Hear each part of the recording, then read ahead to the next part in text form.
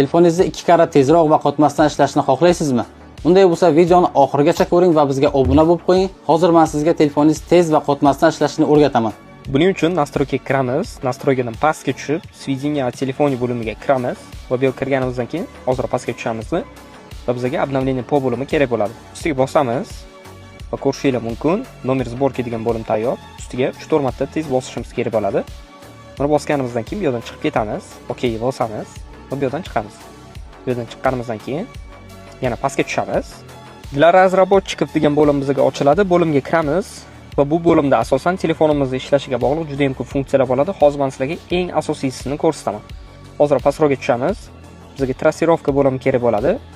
Tushganimizdan keyin mana ko'rishingiz mumkin, trassirovka. Mana shunga kiramiz. Va bu yerdan sal pastroqqa tushib, razmer protsessori degan bo'limga kiramiz.